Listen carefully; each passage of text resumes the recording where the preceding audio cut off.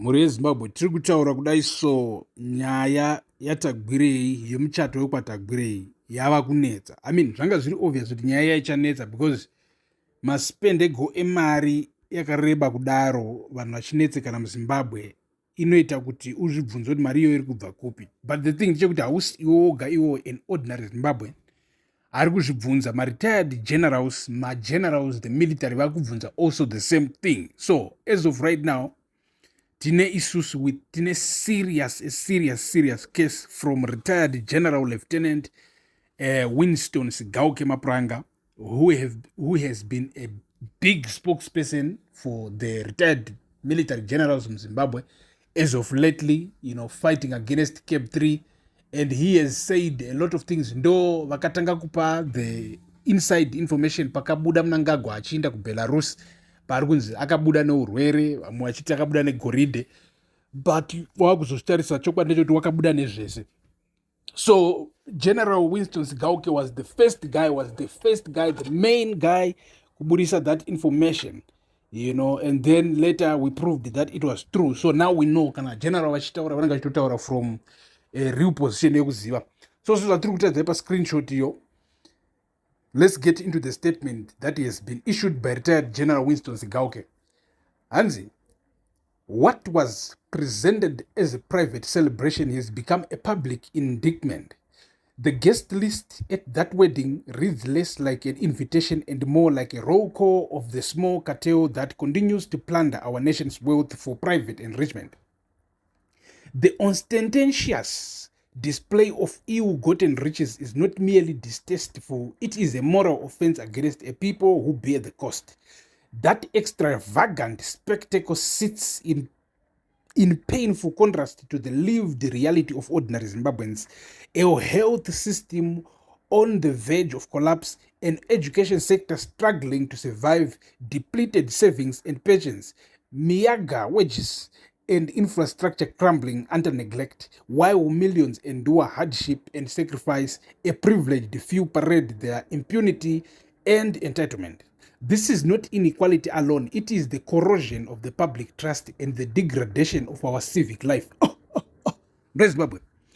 Murukunzwa the depth of the words I issue and retired General Winston Sigauke Mapranga. Do you understand the magnitude?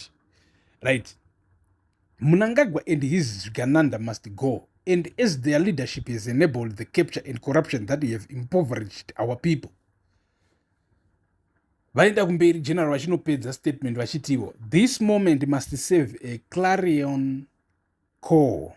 Enough is enough. We must resist state capture in all its guises, expose the networks that enable theft and impunity, and demand leadership renewed by a genuine citizen's mandate.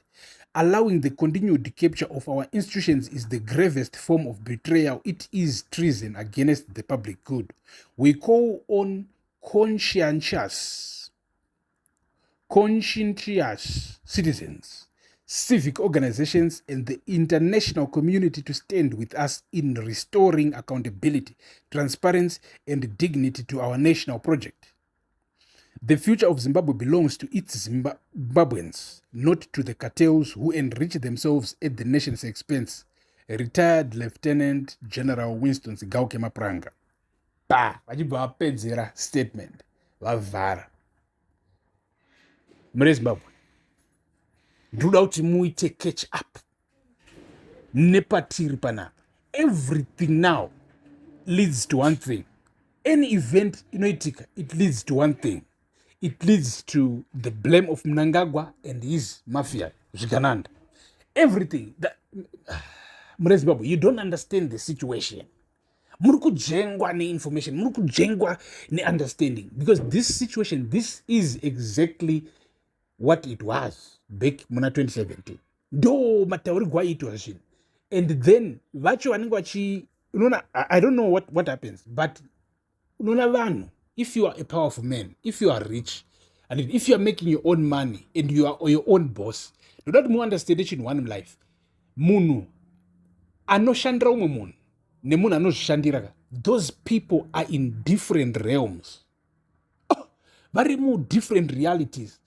munhu unogona kunge achishandira munhu waiza achitoshandira econet ari at the top management achitohora kana kuti 2000 US dollars a month kana kuti 5000 US dollars a month, and then umwe munhu ndi hustler ari mustreet kana kuti ari padeni pake kana kuti ari kupi kwaari kuhustler achipinza game rake kana kuti une shop une chii aniti une mabusiness kana kuti macompanies, maybe let's say ari kuita kana kuti $500 but by his or her own. Do you understand? By themselves. Hapana munhu anomuka achiti inde kwakati ita zvakati. They have to tell themselves kuti ndoenda kwakati ndichanoita zvakati, ndodzoka nguva yakati. Their own bosses. Vanhu ivavo vakasiyana nevanhu vasiri mabosi. So mabosi especially kana wazosvika kulevel rana Tagwirei rekuti uri bosi wevanhu vakawanda, uri bosi wako and you have been living this life for like 30 years uri rich, 20 years uri rich, you start having this self entitlement yekuti you think you can just do whatever you want, and as long as usina kutaura nemunhu uchingozviitira zvinhu zvako, it doesn't affect you. You understand? Ndo malevels anengana namunangagwana naTagwirei ekuti right now nyika yose inobudikira ichichema nenyaya yecorruption, inobudikira ichichema nenyaya yekuti vakomana muri kutambisa mari yenyika handiti, but ivo because they feel self entitled, you know what, I hustled, ndakashanda ndakaita ndakaita madhiri angu itaoka, they keep flashing that money. Tasaimone sochita wiki nochivhaya vanhu vachinzi hakuna mamedicine kuzvipatara, iye he keeps giving more cars. So what are you going to do?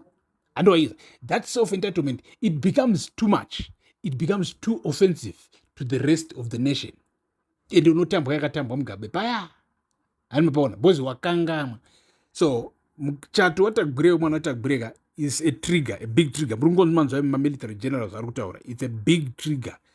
So garai panapa change chikupai more updates because drama risikupera muZimbabwe.